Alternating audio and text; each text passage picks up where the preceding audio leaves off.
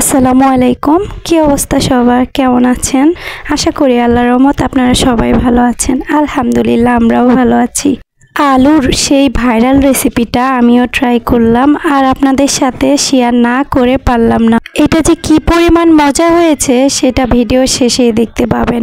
আমার বেবিগুলো এত বেশি পছন্দ করেছে এই রেসিপিটা, আমি সেকেন্ড টাইম আবার ট্রাই করলে আপনাদের সাথে অবশ্যই শেয়ার করব। আমার এই ছোট্ট চ্যানেলে আপনি যদি নতুন হয়ে থাকেন please support and subscribe my channel. আর আপনি যদি অলরেডি এই কাজটি করে থাকেন আপনাকে অসংখ্য ধন্যবাদ আমাকে সাপোর্ট করার জন্য। আলহামদুলিল্লাহ আমার এই ছোট্ট চ্যানেলের মাত্র 2টা ভিডিওতে আপনারা এত বেশি সাপোর্ট করেছেন যা আমি ভাষায় প্রকাশ করতে পারবো না। বিসমিল্লাহির রহমানির রহিম।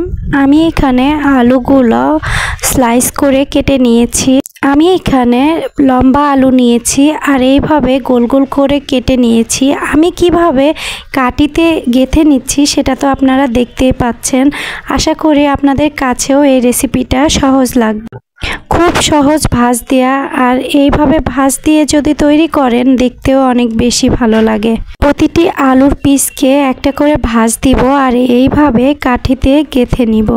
আপনারা চাইলে অন্যভাবে ভাঁজ দিয়েও তৈরি করতে পারেন, তবে আমার কাছে এই ভাঁজটা সবথেকে সহজ লেগেছে আর দেখতেও অনেক বেশি সুন্দর হয়েছিল।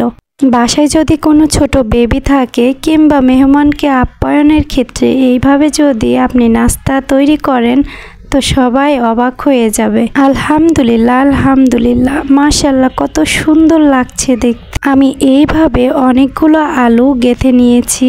এই ডিজাইনটা যে শুধু আলু দিয়েই তৈরি করতে হবে এমনটা না, এটা চাইলে আপনারা পেঁপে কিংবা গাজর কিংবা মিষ্টি আলু দিয়েও খুব সহজে তৈরি করতে পারেন। অপর একটি পাত্রে আমি কর্নফ্লাওয়ার নিয়েছি, দিয়ে দিচ্ছি বেসন, দিয়ে দিচ্ছি চালের গুঁড়া, দিয়ে দিচ্ছি ময়দা। আপনার বাসায় যদি এই সব না থাকে, কম বেশি সবার বাসায় চালের গুঁড়া কিংবা আটা থেকে থাকে, আপনারা চাইলে এইভাবেও এটা তৈরি করতে পারেন। দুঃখিত আমার ভিডিওর এই অংশটা কেটে যাওয়ার জন্য আমি এখানে দিয়েছি লবণ, হলুদ, ধনিয়া গুঁড়া এবং জিরা গুঁড়া আর লাল মরিচ গুঁড়া, দিয়ে দিচ্ছি আদা রসুন জিরা বাটা। ঘরোয়া উপকরণে খুব সহজেই এই রেসিপিটা তৈরি করা যায়। সামান্য পরিমাণ পানি দিয়ে খুব ভালোভাবে একটি ব্যাটার তৈরি করে নিব। দেখতেই পাচ্ছেন ব্যাটারের ঘনত্বটা কেমন। এখন তৈরি করে রাখা সেই আলুর স্লাইসগুলো এই যেভাবে আমরা বেগুনি বা আলুর চপ তৈরি করে থাকি ঠিক এইভাবেও এটা তৈরি করা যায়। আমি যেভাবে করছি প্রতিটার আলুর ভিতরে যাতে এই ব্যাটারগুলো যায়। এটা তৈরি করা যে এত সহজ আর খেতে যে এত বেশি মজা সেটা না তৈরি করলে আপনারা বুঝতে পারবেন না। তেল গরম হয়ে আসলে একে একে আলুর তৈরি সেই মজাদার নাস্তাগুলো দিয়ে দিব। এই পর্যায়ে চুলা মিডিয়াম ফ্লেমে থাকবে। যেহেতু এখানে আমরা কাঁচা আলু ব্যবহার করেছি সেহেতু একটু সময় নিয়ে ভাজতে হবে। আলুর ওপরে কালার চলে আসার আগে যেন আলু সিদ্ধ হয় সেদিকে খেয়াল রাখতে হবে। একটু সময় নিয়ে যদি এই রেসিপিটা তৈরি করেন তাহলে মাশাআল্লাহ আপনারটাও হবে পারফেক্ট। মাশাআল্লাহ আলহামদুলিল্লাহ কত সুন্দর কালার এসেছে। আর আমি এইভাবে সবগুলো আলু ভেজে নিব।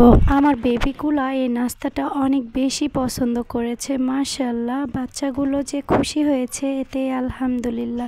বাসায় এমন ছোটোখাটো নাস্তা তৈরি করি আর আপনাদের সাথে শেয়ার করি। আশা করি আমার আজকের রেসিপি আপনাদের সবার কাছে ভালো লেগেছে।